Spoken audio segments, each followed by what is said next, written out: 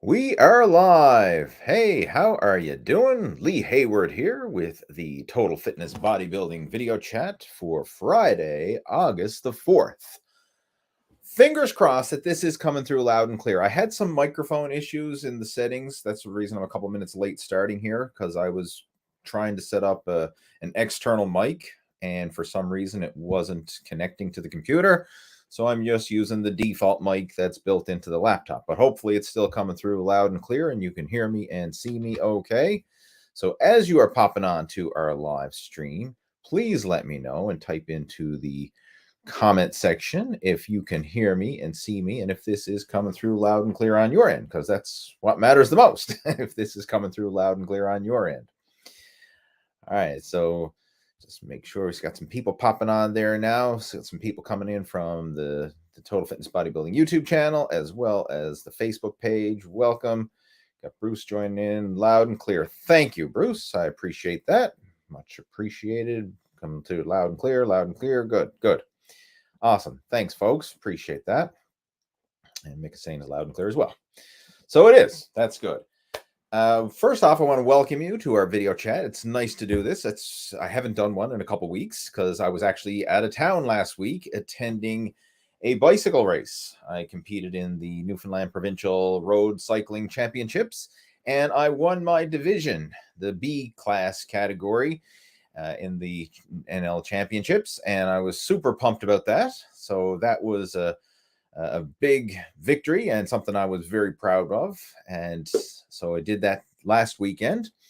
And now this weekend, I'm actually going to be doing another race, but this one is a triathlon relay.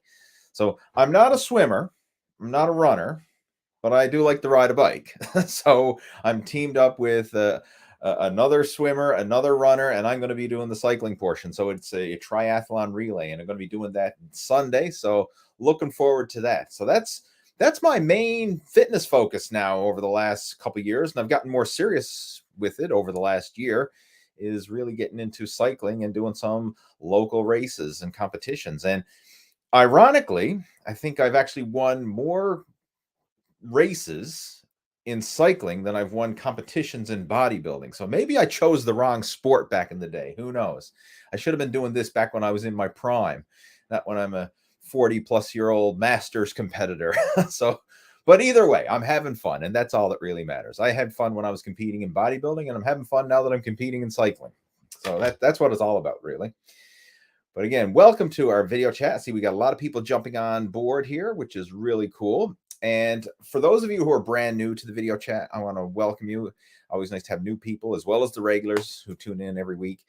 And the way this works is I'm going to be hanging out here for the next hour answering questions and topics of discussion that you submit. So you can type in anything related to fitness and nutrition, any specific challenges you may be having with your workouts, whether it's, you're having challenges when it comes to building muscle, losing fat, any topics of discussion related, again, to fitness, nutrition, supplementation, building muscle, losing fat, health and wellness. Type those questions and topics of discussion into our chat window, and I'll do the best that I can to help you out over the course of our video chat today. Now, I normally can do a decent job of answering questions, but if I can't, because I don't claim to be a know-it-all, right? Even though I've been doing this for 30 plus years and I'm coaching people since the late 90s, and I've helped a lot of people, I don't claim to be a know-it-all, right? So if there's something that you post or ask and I don't have an answer, then I'm not going to try and BS you or give you any false, give you the runaround, but I will try and point you in the right direction if needed. So if I have a big network of people in the fitness industry, so if there's something that I feel that I'm not qualified to answer, I can probably point you in the right direction to somebody who can help you out. So again, feel free to type in your questions and topics of discussion into the chat window. And we're streaming from two platforms. We're over on the Total Fitness Bodybuilding YouTube channel, which is where I normally do these video chats, but we're also streaming live on the Facebook page as well. So if you're on YouTube, there should be a chat window to one side of this video screen here where you can type your questions and topics of discussion in there. And if you're on YouTube, then it'll probably be a comments window below the video stream. So either one, and it'll pop through on my end, and we'll take it from there. All right, so let's see. Who do we have joining in? Already a bunch of guys jumped in, said that this was coming through loud and clear, which I appreciate. We have Lee joining in from over in the UK, regular to our video chat. If you're brand new to the video chat, let me know. Right, I'll give you a special treatment if you're brand new. You get top priority. So let me know where you're tuning in from, and if you are a regular or if you're new to the chat. Right, create a bit of camaraderie and community here. That's what this is all about. And just to let you know, there are no stupid questions, right? Well, technically there are, but I'll answer them anyway. Let's put it that way. But if you've got a question, you got a legit question related to fitness or nutrition or some specific challenge that you're dealing with, if it's a legit question for you, post this. Like, hey, if you've got the question, somebody else may have a similar question and it might help a lot of people. So feel free to type it in there.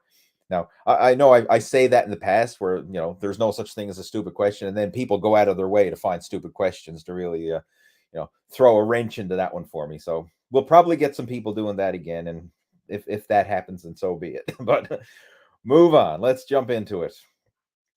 Steve is joining us from Facebook. There, he says, I broke my ribs at 315 bench. Feel like I never want to work out again. Should I not bench again? You broke your ribs doing a 315 bench. First off, like, what the heck happened there? Did you drop? Wait, no, okay. There's an additional question here. 325. Oh, so I was jipping you 15 or 10 pounds. Collapsed on my rib. So I guess the bar literally dropped to your rib cage. I have actually seen videos of this happening where people are benching with what they call a suicide grip, which is a thumbless grip. And if the barbell starts to roll out of the palms of your hands, I mean, you can be in, you can be up shit creek without a paddle, because if that barbell starts to roll, there's nothing to stop it. That's why in competition these days, they don't allow a thumbless grip. You have to have your thumbs wrapped around the barbell, so it's literally you can't roll out of your hands. But if that's what I'm assuming possibly happened. Actually, Steve has another follow-up question here. I'll try and follow up with Steve's questions there. Forearms gave out on the top. Okay, so basically the barbell rolled out of your hands and crashed onto your rib cage. That just sounds painful. I've seen videos of that, of people doing it on the internet and stuff, but and I've heard stories of people doing it. Thankfully, knock on wood, I've never had that happen to me. But Jesus, I feel for you, man. That is painful for sure. Should you not bench again? Well, not in the near future. Definitely not. I mean, I have no idea how long this injury is going to take to recover and what other, implications that's going to have. Because obviously you dropped 300 plus pounds on your rib cage. What kind of damage is done? I have no idea. But this is something, again, as I mentioned before, if I can help you, I will. If I can't, I'm not going to BS you. I've never experienced this, so I'm not the right person to really ask about how do you recover from broken ribs from a bench press accident, because I've never been in a broken rib bench press accident before. But man, oh man, all I can say is you really need to get followed up with your doctor and x-rays and stuff like that, and let this recover before you push it. I mean, I can see in the near future, the first step to activity again is just going to be just walking and just general movement and mobility.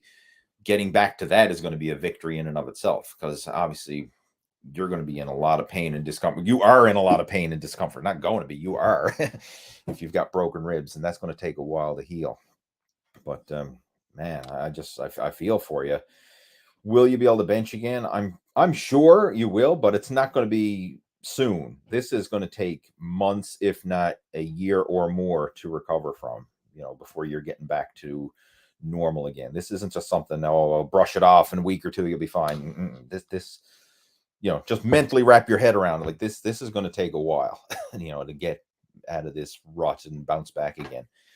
But, people have done some crazy stuff. Like I've seen guys go through some serious injuries and still bounce back, not always 100%, but bounce back good enough that they're still able to train and live a healthy and active mobile lifestyle. But man, this actually provides a lesson, if you will, what I would recommend for anybody who's doing heavy bench press in a power rack with those safety pins set at chest height. That's something I've always done myself in my training. Like back when I was competing in powerlifting and when I was doing heavy training, that was a must. Like I had a power rack for my home gym, and then even when I went to the gym, the public gym, I didn't use the bench press, this the standard bench press that most people use. I always dragged a flat bench over to the power rack, and I would set the barbell up in the power rack with the safety pins at chest height, and I would do my bench presses there just from the safety aspect. Because if you lose it, I mean, at least the safety pins are there to catch it, right? You're going to prevent. I mean, it might still hit your chest, but it's not going to sink in because the safety pins are going to absorb the brunt of the impact. And a lot of the competition benches these days, they even got the safety arms that come out. It doesn't come all the way out, but at least it covers the head neck area, because that was literally an issue too. I mean, like if somebody had the barbell or the forearms kicked back or whatever, especially if someone's using a bench shirt, which can really throw things off. Sometimes they, as they're lowering the weight, the bar would kick back. So at least now most competition benches have the safety pins, but they usually go just to the head neck area. They don't go all the way down to the torso like a proper power rack setup would. But that's what I would recommend anybody who's doing heavy benching, like, and 300 plus pounds, like that's heavy benching. That's something that you should be doing in a power rack, and ideally also having a spotter as well. But you know that's an unfortunate accident. I gotta say, I feel for you. I mean, I've never experienced it myself, but I've seen this accident before, and I know that it's not pretty. Oh, anyway, let's see if there's any other things that we can jump into. What else? We got Jose is joining in. How would you balance MMA and weight training while allowing for ample recovery? I get similar questions to this a lot, and there's no. Well, let's back up. Let's back up here. I want you to have the philosophy or the mindset of you have 100% recovery. Like, let's just visualize your recovery as in units. Like, let's just say you have 100 units of recovery. That's 100 units of recovery total. It's not like I've got 100% recovery for weight training and I got 100% recovery for MMA and 100% recovery for something else. You got 100% total, right? And you had to divvy that recovery up amongst the different sports and activities you're doing. You can't go 100% with the weight training and then also 100%, on the mat MMA training and then whatever other sports and activities you're doing. Or if you have a physically demanding job, that's also taking some of your recovery.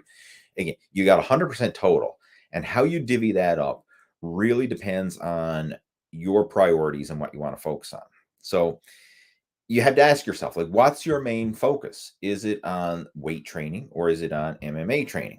Because that will determine how you prioritize your training. Now, if it's kind of like both, well, you can kind of split it up both. But the way I would probably do it in that sense, maybe 2 MMA workouts a week, 2 weight training workouts a week. That's probably as much as you can handle and recover from.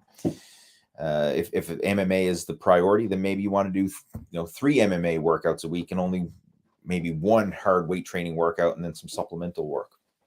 Again, you have to divvy it up. But the thing that you got to wrap your mind around is you can't be doing like 6 days a week in the gym and then also blasting it out with MMA as well.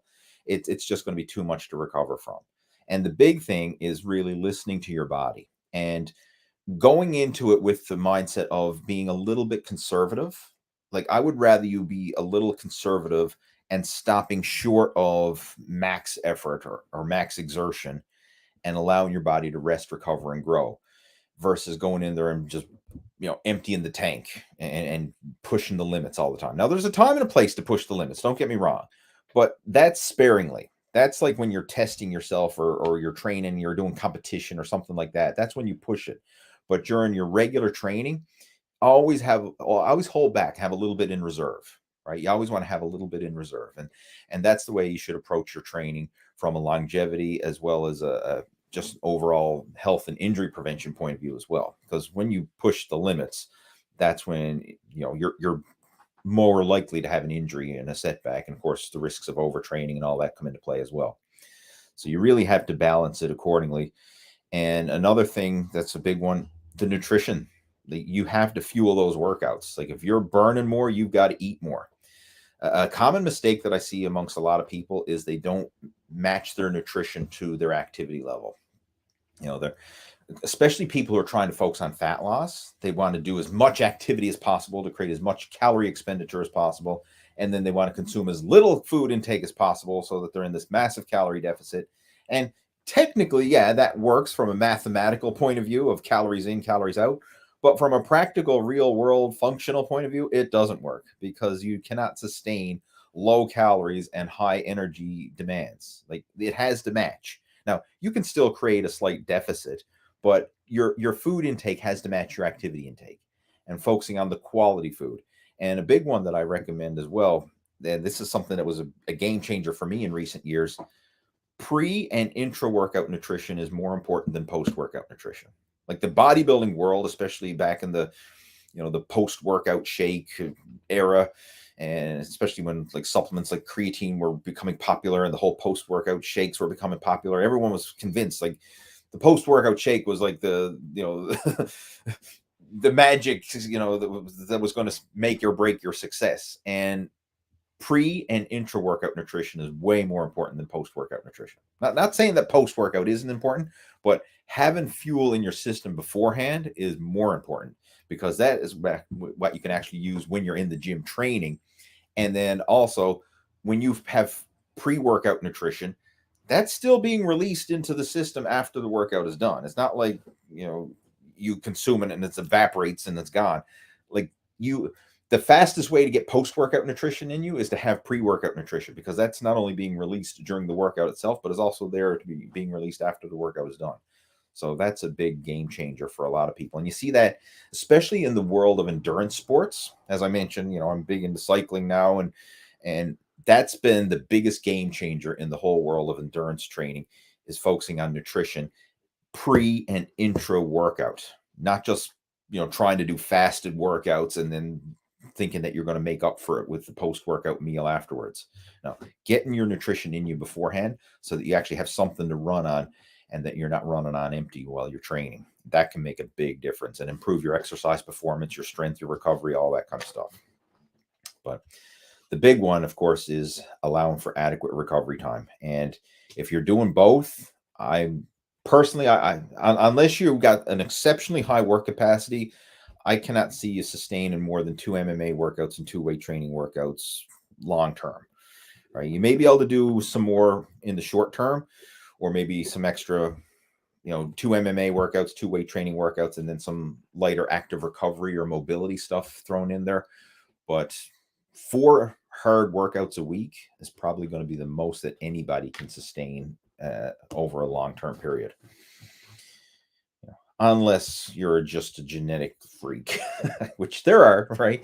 But the average person, that is. All right, let's see what else we got here.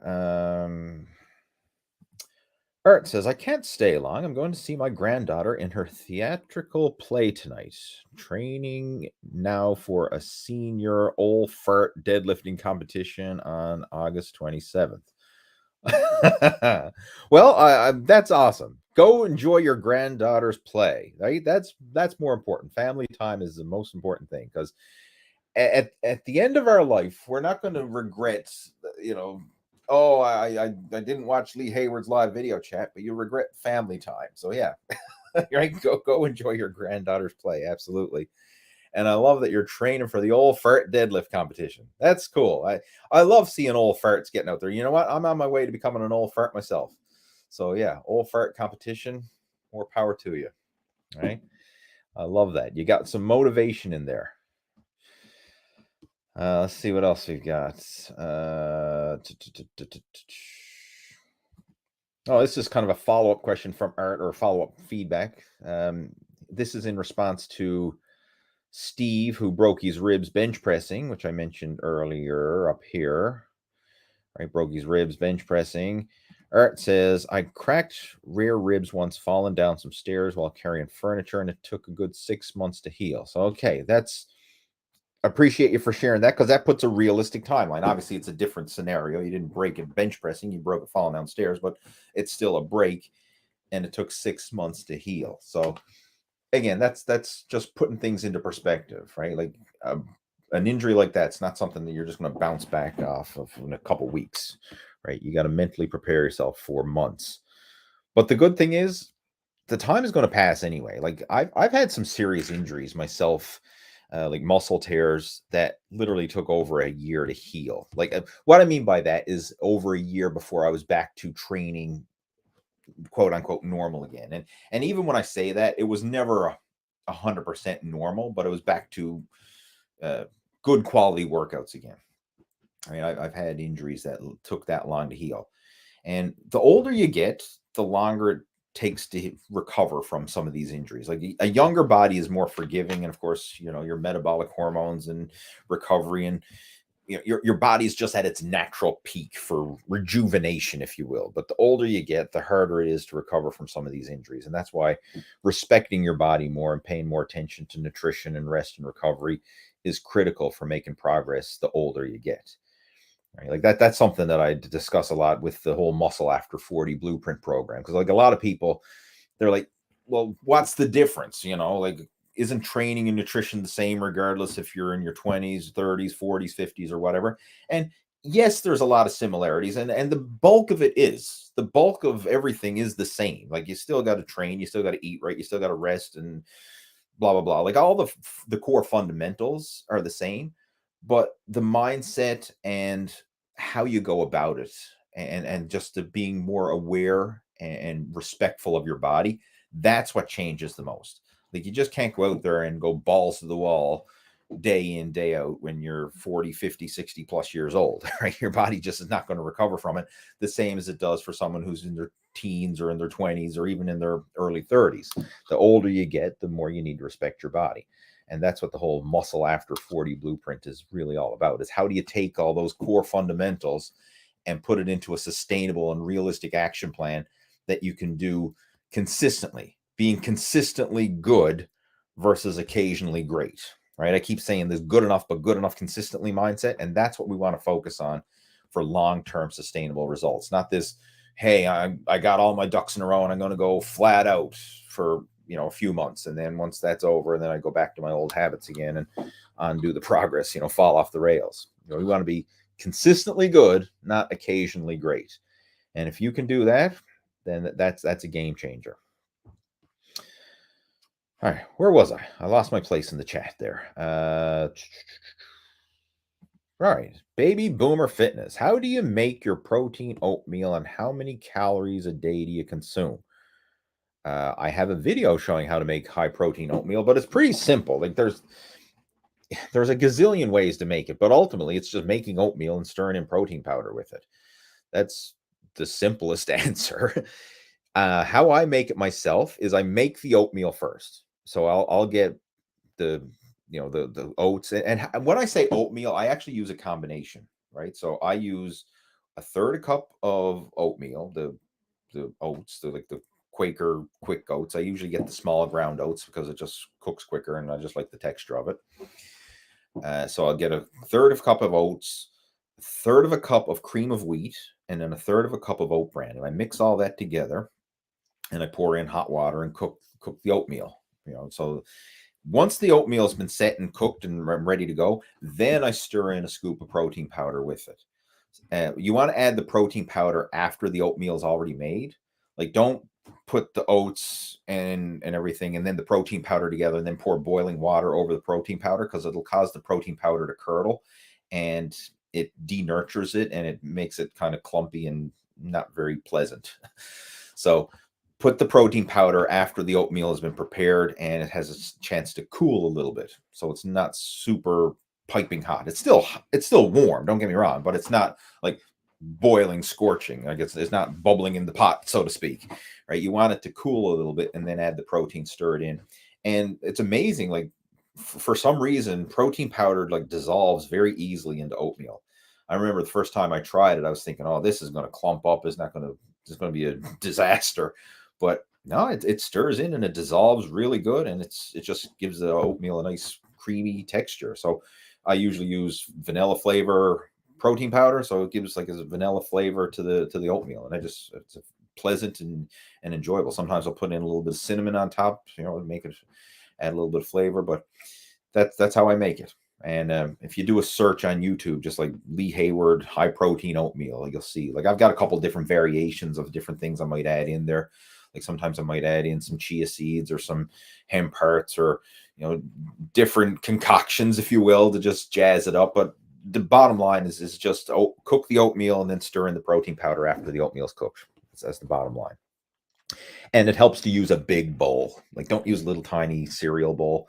I get myself a big old mixing bowl, so then you got some room to stir it up and mix it up well. But yeah, that's the bottom line there for the oatmeal. And as far as calories per day that I consume, that depends on my activity level. So if I'm very active, I'm going to eat more. If I'm not as active, I'm not going to eat as much. And so my calorie consumption fluctuates based on my activity levels, and that can vary drastically. Like as I mentioned earlier, I do a lot of cycling, and some days on the bike we burn a lot of calories. Like a typical day, if I'm cycling at all, I'm burning a minimum of 1,000 extra calories. So I have to replenish that, And then if I do a big day on the bike, it could be as many as 5,000 extra calories. Like we literally had a big ride early in July, or mid-July it was. Did over 200 kilometers in a single day, and that was personal best, right? It was what did I do? 215 kilometers with over 3,000 meters of elevation. So it was a big day on the bike. Like it was literally all day. I think moving time was I can't remember the exact number, but it was like 8 or 9 hours of moving time.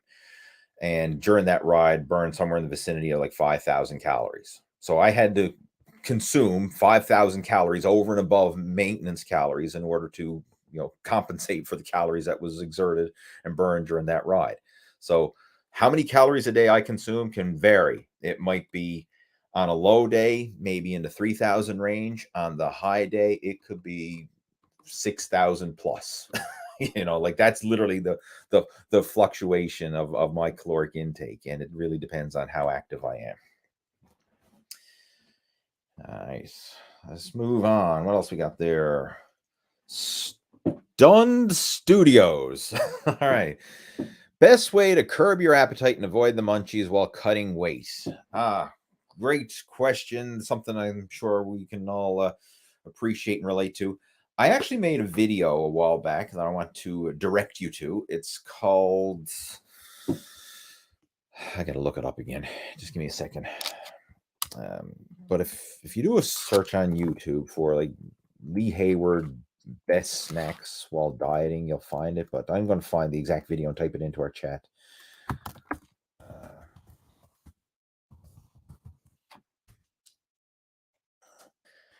All right, so there's a video. It's called "You Need to Try These Healthy Snacks While Dieting." I'm going to just literally just type that into our chat window. Just give me a second there, guys. I get the link for you. I'm going to type it into the chat window. So this is healthy snacks video. So you'll know what I'm talking about. Boom. All right, so that should be popped up there in the chat window. I think. Good. All right. So that one right there, it covers my top 5 personal favorite snacks that I like to enjoy. So like I make a high protein ice cream that's basically made with frozen berries, protein powder and you can I like to use liquid egg whites as the base, but you could use water or anything as the base, or even milk or yogurt or something like that. But very high in protein, very low in sugar, very low in fat. So it's basically a high protein ice cream. There's another one. There's a pumpkin pie filling that I make where I get like pure pumpkin and mix in protein powder and some cinnamon and stevia. Has a very, very filling food, but high in protein, low in calories, low in fat. And that's the secret to really having, taking care of your appetite is you want to look for options that are very high in volume, very filling, very satiating, but low calorie density. So this is where the natural unprocessed foods really help, because that's what's going to fill you up with low calorie density. The problem with most processed foods is they're super high in calorie density, but they're not very satiating. You think of like potato chips, for example. Like you eat potato chips, you don't get full. Like I'm sure most of us could eat a full bag of potato chips if we really tried, and you probably wouldn't have to try that hard. I'm sure we've all done it. We've all ate a full bag of chips at one time or another, and even a big bag, right? And like you don't get full from it. Like it's designed, and this is by no accident. Like food companies are very smart. They have engineers chemically manufacture these foods so they have the perfect combination of taste, texture, and crunch and everything else, so that you want to keep eating, but it's not going to fill you up. And even though you're consuming a ton of calories, you can just keep eating. I mean, you just can't stop at one chip, right? You just got to eat, eat, eat. Next thing you know, you're scraping the bottom of the bag, and you're still not full. Whereas natural foods don't have that. Like you can't sit down and eat a whole bag of apples, right? You can eat a whole bag of Doritos, but you can't eat a whole bag of apples, right? You'd eat one apple and you eat two apples, and you're like, man, I'm sick of eating apples. I don't want to eat anymore, right? Like if you ate two apples, maybe three, you'd feel like a glutton after that. But the calories that are in a couple apples is like peanuts compared to the calories that are in a bag of Doritos. So filling up on the natural unprocessed foods is a big one. If you're looking for snack foods, one that I love, and that this was my go-to when I was dieting for aggressive fat loss. Like I did a classic bodybuilding competition a couple years ago, and knowing what I know now, like not going through the extreme approach, but focusing on the sustainable approach, one of my go-tos that I had every night to help satisfy those late night munchies was a big bowl of air pop popcorn. So I'd get my own kernels and air popper and make my own big bowl of popcorn. And then I put on sprinkle on some popcorn seasoning on top of it. And I'd also have some sugar-free Jello. And what I did for the sugar-free Jello is I'd mix up the sugar-free Jello. And sugar-free Jello, like there's no nutritional value in it, but it's like just you're eating virtually like 0 calories. Like I think there's 40 calories in a whole packet of sugar-free Jello. And it's just the artificial sweeteners and stuff like that that gives you those trace amounts of calories. Like 40 calories is nothing. And you get this big bowl of Jello, right? Or jelly. If you're in the UK, they call it jelly. If you're in the US, they call it Jello, but it's that jiggly sweet stuff, right? But that was what I do is I mix up the sugar-free Jello. And what I would do is I put in some frozen berries in with it. And then I'd usually put some like fat-free cottage cheese or some fat-free Greek yogurt on top of it afterwards. So when I'd sit down and have my big bowl of sugar-free Jello in the evening, it had frozen berries, like frozen strawberries, frozen raspberries or blueberries in with it. Put some fat-free Greek yogurt or fat-free cottage cheese on top. So it had this big like dessert. It was like I was eating a big massive bowl of dessert, but it was like less than 100 calories total. But I had this huge bowl, and then I'd have that along with a big bowl of air pop popcorn. So I would literally stuff myself with popcorn and Jello for maybe 300 calories, right? And I would be like stuffed. Whereas if I ate a bag of chips, or if I was eating like cakes or cookies or chocolate or sweets or anything like that, like 300 calories, you're just whetting your appetite. Like you're not even wouldn't even be satisfied. Like 300 calories would be nothing. But when I had the high volume food, 300 calories, and I was like feeling like I was gorged and stuffed. So it's just about kind of like tricking your body into filling it up with this high volume unprocessed food so that you feel like you're full and satiated. You don't feel like you're going hungry. And that's the secret to really, having a sustainable approach. It's not just calorie counting. Like a lot of people just, as long as it fits your calories, as long as you watch your calories, you're okay.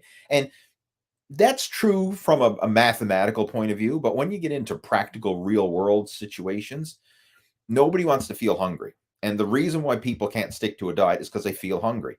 So if you can structure your diet so that you're sticking within your calorie limits, but you're not feeling hungry, You got the secret right there, right? Like that's the secret, is to learn how to stay satiated while you're still maintaining that calorie deficit.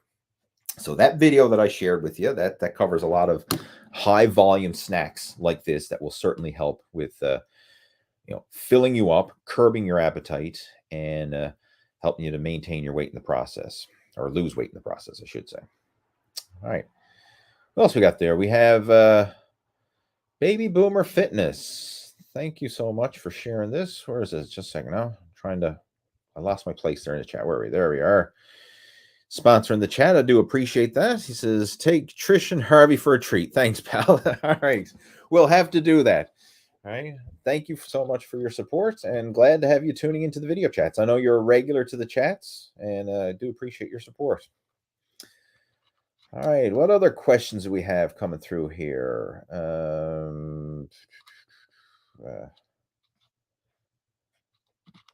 Art was saying, I can tell you that going all out on powerlifting and soccer at the same time is not good. Really screwed up my knees. Yeah, I can appreciate that. I think we're getting back to appreciating your body more as you get older. But I was actually having this conversation with a friend of mine today who used to compete in powerlifting and has his share of injuries to show for it. I mean, I respect I respect pretty much all sports and athletes, because it takes a lot of work and dedication, regardless of what sport you're doing. But powerlifting in particular, because it's one that I'm familiar with and I've competed in and just know a lot of people in that niche, so I can really relate to this one. That's a brutal sport. Like, anybody who's done powerlifting for any length of time, they've got the injuries to show for it. The rotator cuffs, the pec tears, the knee problems, the back problems, the elbow problems. Sometimes it's just aches and pains. Sometimes it's full on tendon muscle detachments. And it's just but powerlifting is hard on the body. Especially when you're pushing the limits, right? I mean, you're pushing the absolute maximum tension that the muscles, joints, tendons, and ligaments can sustain, and a lot of times, it breaks, right? Like the muscles detach from the bones, right? And you suffer those serious tears. And if you don't suffer the tears, then a lot of times it's just the repetitive movement and repetitive strain of years of heavy lifting just beats down the body. And pretty much everybody that I know who's competed in powerlifting for any length of time has got the aches, the pains, and the injuries to show for it. I'm sure that could be said, the same could be said for a lot of sports, but I just know from the powerlifting world that is generally more common than not. I have Rudd joining in. Says, hello, Coach Lee. I was wondering whether you ever incorporate isolated joint strengthening exercises into the volume of your program. How do you manage the load in your case? Isolated joint strengthening exercises. I would love to know an example of what you mean by that. Like, are you referring to like isolation exercises? Because I've never really heard anyone refer to isolated joint strengthening exercises. I've never ever used that term before when talking workouts and fitness, but I'd like to know exactly what you mean by that. Is it some specific mobility work, or is it just isolation exercises, as in like, hey, a leg extension is an isolation exercise for the quads, whereas a leg press is a compound exercise for the quads? I was just wondering, like, what do you mean by that? If you're still watching, Rod, feel free to elaborate in the comments there, but I'll try my best to answer your question while you're elaborating, if you so desire to. How do you manage the load?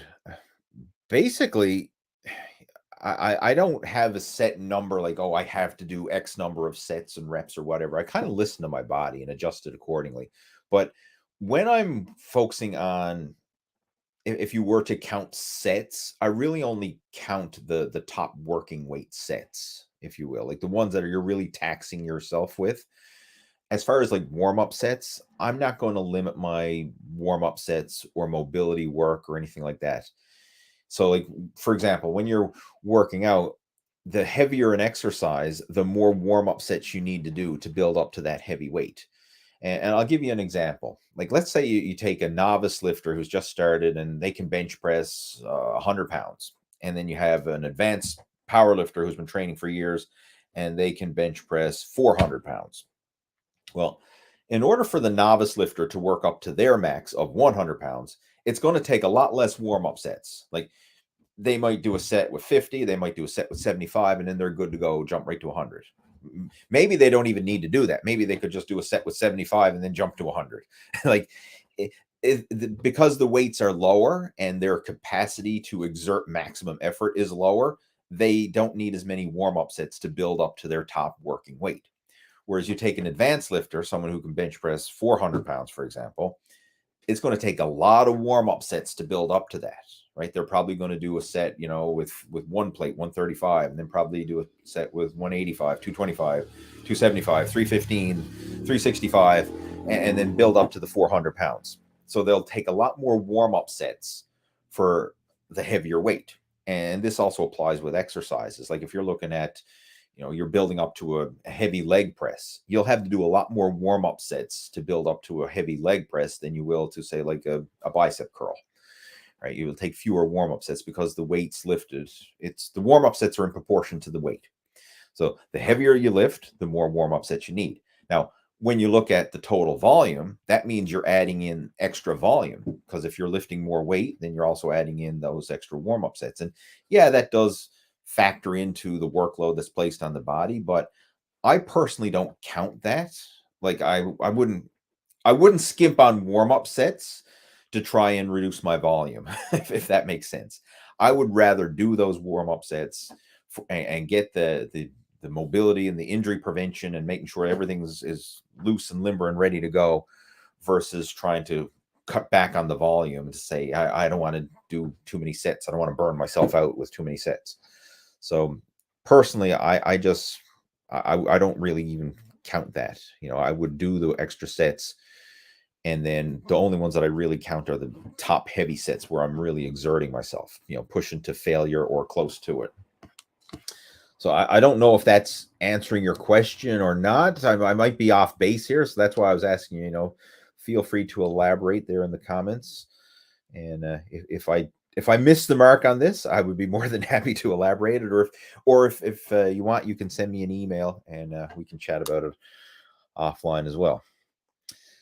All right, moving on. We have Art saying, thanks for all the great advice. You're welcome, Art. And thanks for joining in. I know Art's a regular to our video chats. We have Jose saying, thanks. You're welcome, my friend. We have Alex joining in. How's it going? Well, I should call him by his proper name. It's not just Alex. It's Space Battleship Alex. We have ABF. All right. Do you take or recommend collagen supplements for those after 40? I do. I do. And you know what? You don't need to have the after 40 there. I think collagen is important for anybody, but especially the older you get, stuff like this can certainly help. But I personally do supplement with collagen, and I use the one that I get it at Costco. It's just a big container of unflavored beef collagen powder. So there's no flavor to it. And sometimes I'll mix it in with my high protein oatmeal that I mentioned earlier, or I mix it in with like a blender smoothie. Sometimes I'll literally you could even mix it in with a cup of coffee if you wanted to and stir it in, because it's where it's unflavored. It doesn't really.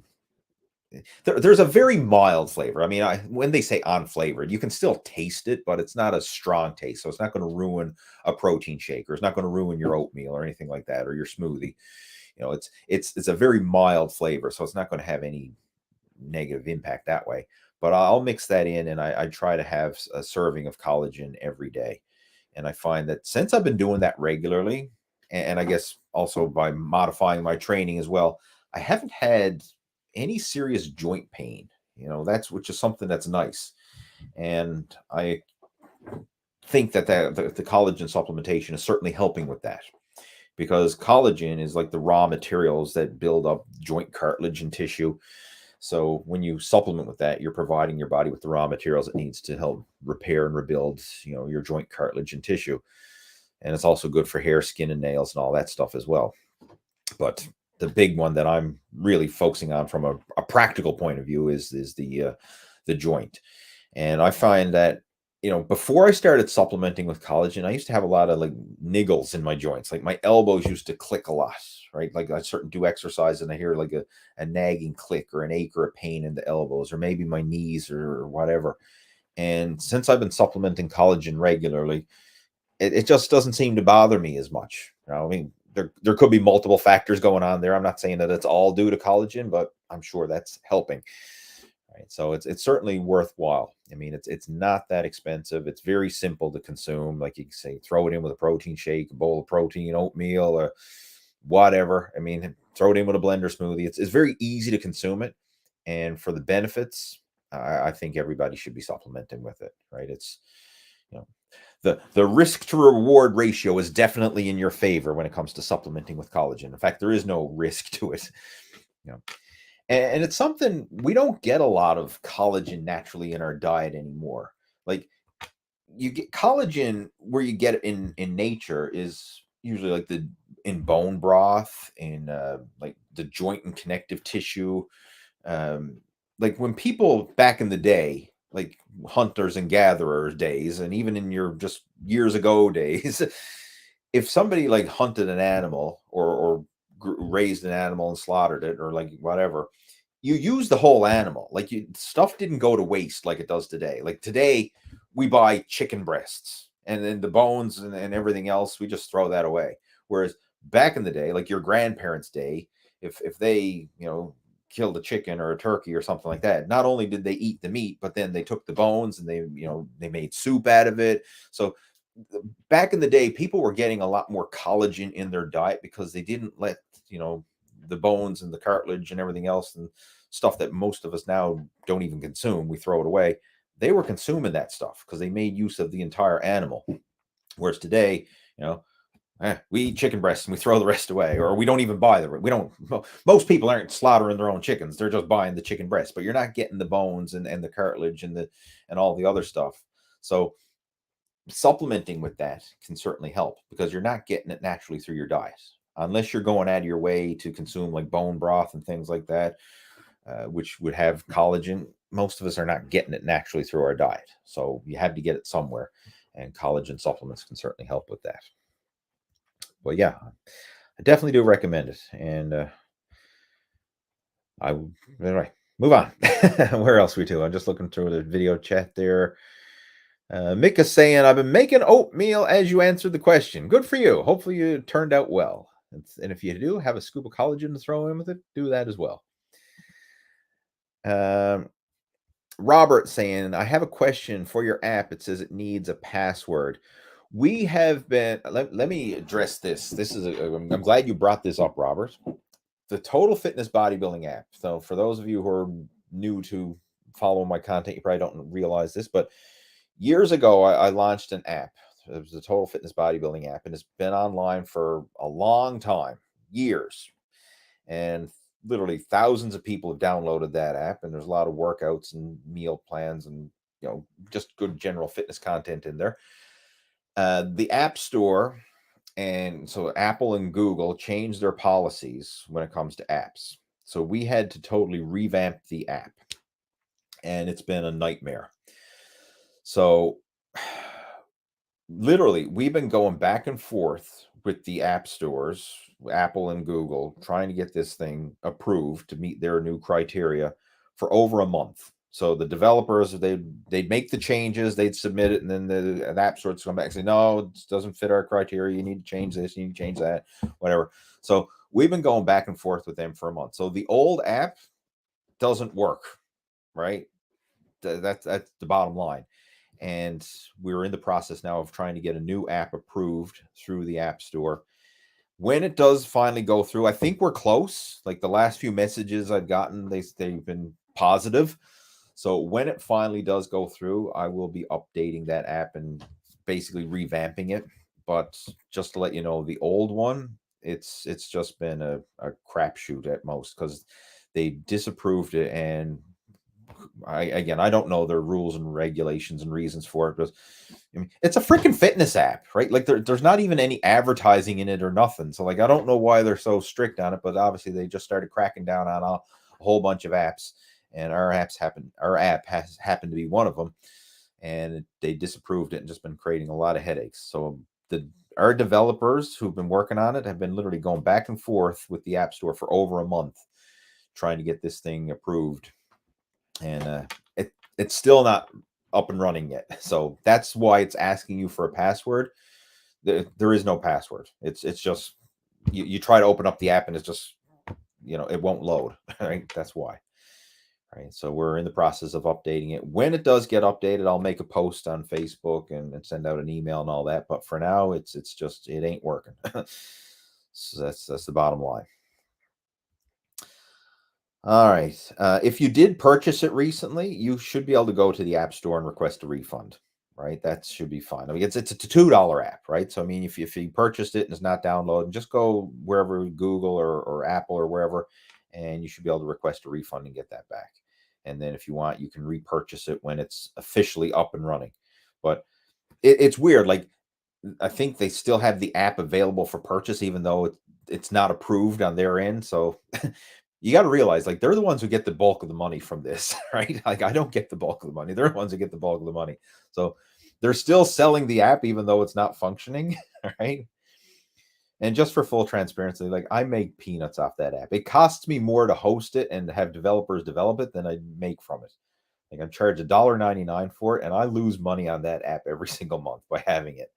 So it's but again, if you want to go get your $1.99 back, you just contact the App Store and they should be able to refund it for you. What else we got there? N Smitty says, I'm currently doing 4 eggs for dinner with a 60-gram protein shake for dinner with a calorie limit of 1,300 a day. I work out 3 days a week. Am I on the right track? 4 eggs and a protein shake. If that's all you're eating, it may help you to lose weight in the short term, but I have to ask you, how long do you think you're going to be able to go eating 4 eggs and a protein shake before you kind of get tired of that diet, or you start to crave some other foods, or you just go totally off the rails and say, I can't stand this anymore. I'm just going to say, screw it. All you can eat buffet, order a pizza, whatever, right? And just go totally hog wild crazy. The secret to following a fat loss diet is you have to enjoy it, and it has to be something that you can sustain as a lifestyle, not something that you can just suffer out in the matter of a few days, few weeks, or even a few months. Like, can you see yourself going the rest of your life eating 4 eggs and a protein shake? Probably not, right? Could you do it for a month or, for the short term? Yeah. So you got to ask yourself, well, what's your goal? Like, if you're literally just trying to drop weight for something short term, like, say we have a weight class athlete, like, I just want to drop weight so I can make my weight class, and then after I weigh in, I don't care. Yeah, starve yourself, fast, eat 4 eggs and a protein shake, and if it works and you can suffer it out, then yeah, that might be ideal. But if this is something you're trying to lose weight and sustain a lean, healthy physique for life, and also have strength and energy and feel good in the process and enjoy your life in the process, then 4 eggs and a protein shake doesn't sound like it. Like, eventually you're going to crave a carbohydrate, right? Eventually you're going to crave some real food in there. You're going to crave something, and you have to be able to balance that in there. So having this well-balanced, sustainable approach, which allows you to enjoy the process and still meet your needs, and I also have the strength and energy to function properly. Because let's be honest, if you're only eating 4 eggs and a protein shake, after a while, you're going to be so depleted, so hungry, you're going to be running on brain fog because, you got like no glycogen in your system from the low carbs. Like, it's not a sustainable long-term approach. It's a short-term suffer it out approach. So, whether or not you're on the right track really depends on your long-term goals. If you're just trying to suffer it out for a few weeks or a month or something, hey, and it works, that might be okay. But if you're trying to have a lean, healthy physique for life, that ain't the way to do it.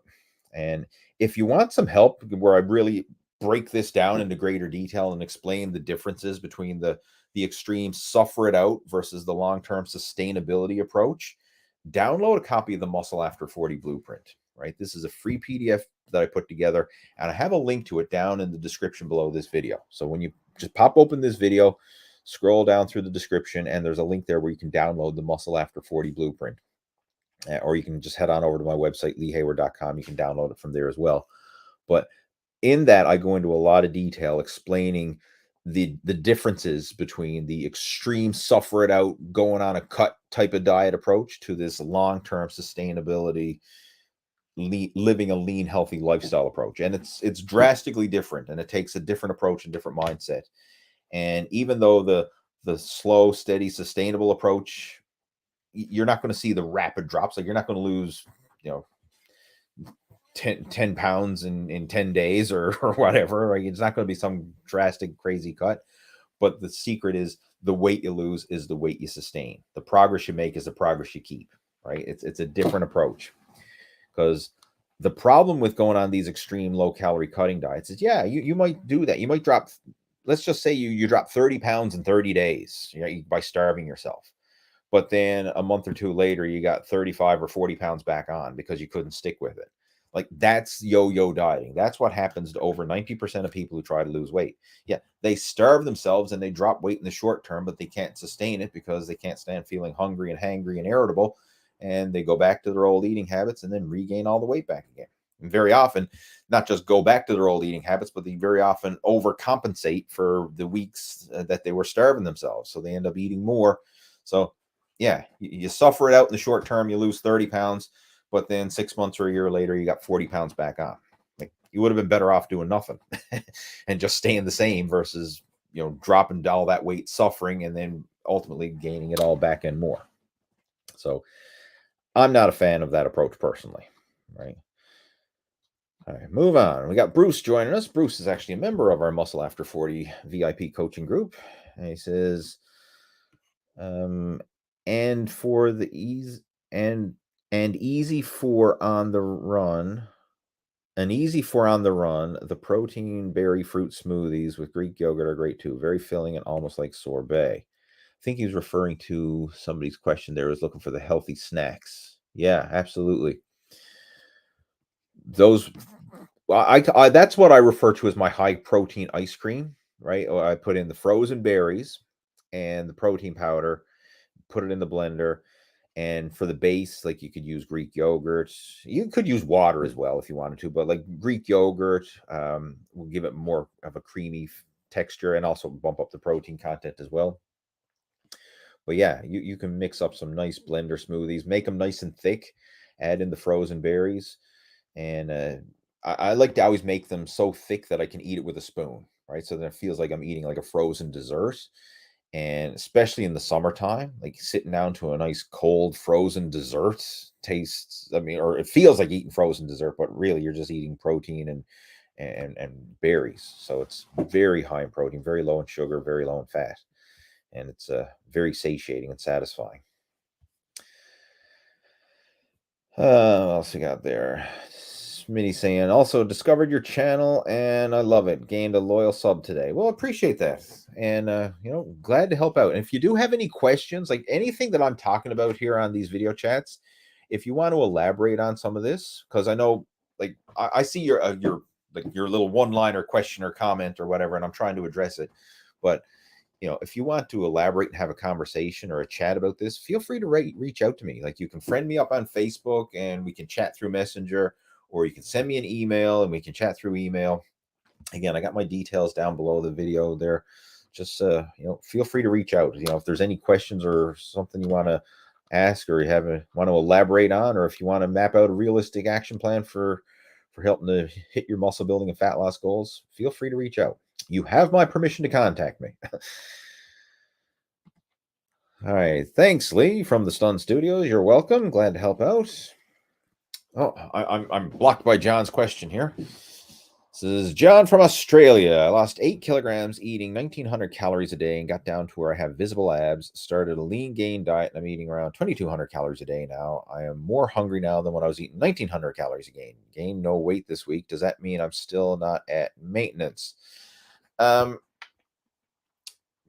This brings up a good point that I want to address here. And let me just try and move the lens there so I can see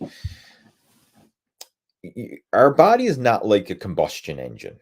Our metabolism is not static where I burn 1900 calories a day. I burn 2000 calories a day. I burn this. It's fluctuating all the time, right? It's not a set number. And there's so many variables, like your activity level, your hormone level, stress level, how much lean muscle you have. I mean, all this kind of stuff has a huge impact on basically your calorie expenditure. So it's not an exact number. And ironically, the more food you eat, the more you burn, because there's a thermogenic effect to food. Like, it takes energy to break down and digest food. So when you simply eat more, it doesn't mean that those calories are all going to just get stored as body fat or even be used for muscle growth or whatever. There's energy expenditure used in the digestion utilization of that food. And different foods have different ratios. So, like, protein is the most thermogenic. So it takes upwards of 25% of the calories consumed from protein to just digest and utilize it. Carbohydrates are somewhere around 10%. So about 10% of the calories you consume from carbs are in the digestion utilization. Fat is the lowest, somewhere around 2%. So if you were to overeat fat, it's easier for that fat to become body fat. If you overeat carbohydrates, it's a little harder, but it can still be done. And then protein is the hardest. So if you're overeating calories, protein is the hardest to get converted to body fat.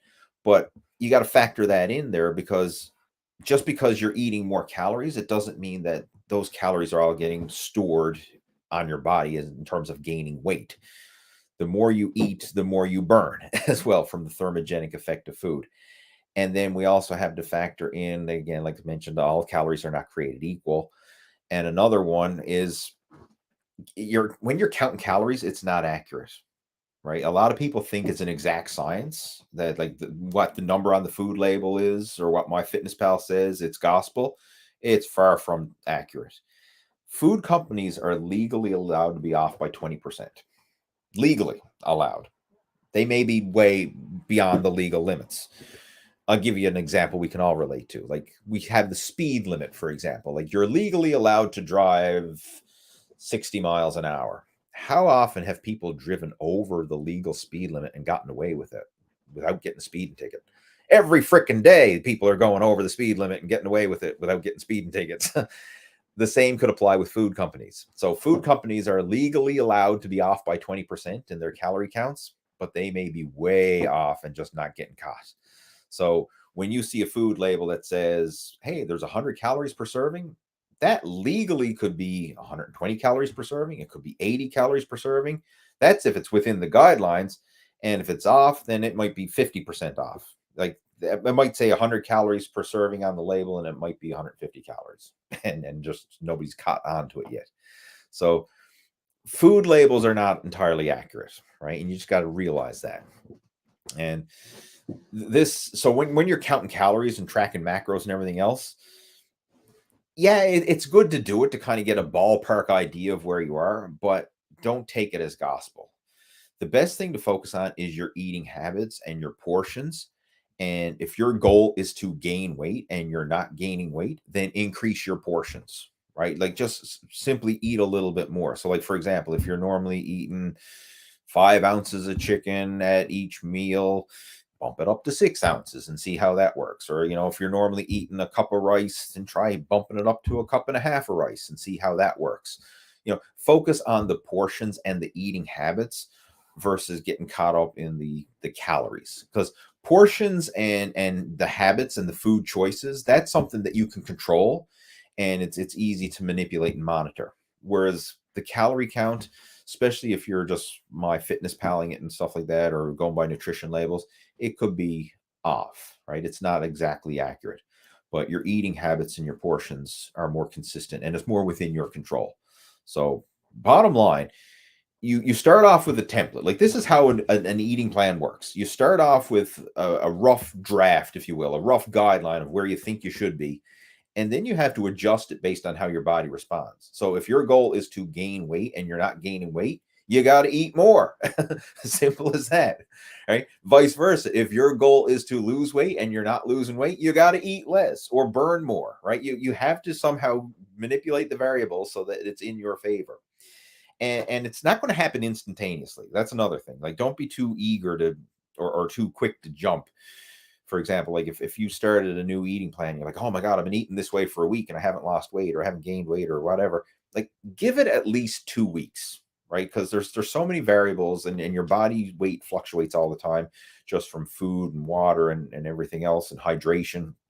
It's not always calories and body fats. Like, there's there's a lot of other things that could be impacting your weight gain and loss. We're looking at long-term averages and not just short-term fluctuations.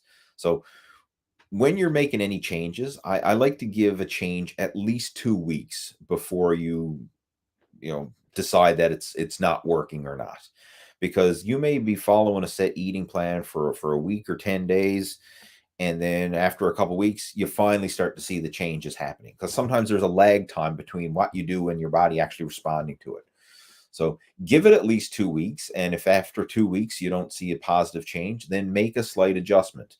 And in your case, if your goal is to gain more weight, then bump up the portion sizes ever so slightly. I mean, it doesn't have to be drastic. I mean, you can still eat the same types of foods and everything else, but just a little bit more, a slightly bigger portion of those foods, and then monitor your results, right? And see how that works for you. Give it a couple weeks. And eventually you're going to get to the point where you're seeing those slow, steady changes happening on a consistent basis. Right? And once you do, then you can kind of settle into that. And eventually that's when it starts to plateau. Then you can reevaluate and adjust accordingly based on how your body responds. But this back and forth, trial and error, assessing the situation and modifying your approach based on how your body responds. Like, this is how the whole coaching process works. And that's what I do when I'm working with my coaching students, is I help them go through that process in real time. Because, like, you could go out there and hire the best trainers and coaches and nutritionists and whatever, and all they're going to do is give you an educated guess on what they think is going to work based on their experience. Like, that's it, right? They're giving you a ballpark estimate of what they think is going to work based on their personal experience and what they've seen in the past. But the real coaching takes place in the back and forth conversation, right? Where they're, okay, you've been doing this. How is that working for you, right? How's your body responding? Are we seeing positive changes? If we are, then hey, let's keep doing it. If we're not seeing positive changes, then let's go back to the drawing board and reevaluate and see where we can modify things based on how your body is responding. And as always, this back and forth communication and manipulating things as you go. And that's an ongoing process, because as your body changes, so does your dietary intake needs change. Like, as you build more muscle, your nutrition intake changes. As you get older, things change. As you get in better shape, your workouts have to change. Like, you're never staying static. We're never static. We're always changing, right? We're always in a state of evolving, and there's always, your body is just never static. We sometimes think it is, but it's not, right? So we're always having to go through this evaluation process and adjusting things as your body is responding in real time. So hopefully that helps to clarify your question there. I know it was kind of a long-winded answer, if you will, but if you would like, to really chat about this in more detail, John, feel free to reach out to me. I know you messaged me through, or you posted this through Facebook. Send me a message through Facebook and we can have a chat, and kind of break this down and see, where you could make some improvements, where you could optimize your program. All right, guys, I'm going to get ready and clue this up. I know there's still a few other questions coming through here, but I have to clue it up because it is getting late and my wife does have dinner on the table for us. So I always want to get these video chats done before dinner, and it is that time again, right? An hour has passed. Actually, we're over an hour and 8 minutes. So thanks again for chiming in. I do appreciate the support, and of course appreciate everyone for submitting their questions. Without you, there would be no Q&A. So I mean, this is a two-way street, right? I'm here to answer the questions, but without you providing the questions, we wouldn't have a Q&A. So thanks again. And if you do need any help, feel free to reach out to me through email or through Facebook. We can have a chat. And if you haven't already done so, make sure to download a copy of the Muscle After 40 Blueprint. This is a new PDF ebook that I put together, and I have a link to it where you can download it from my website for free in the link below. So just pop open the video description and head on over to my website to download a copy of the Muscle After 40 Blueprint. And I look forward to chatting with you next week. So same time, same place, next week, we'll have a chat. Have yourself a great weekend. Take care. Over and out.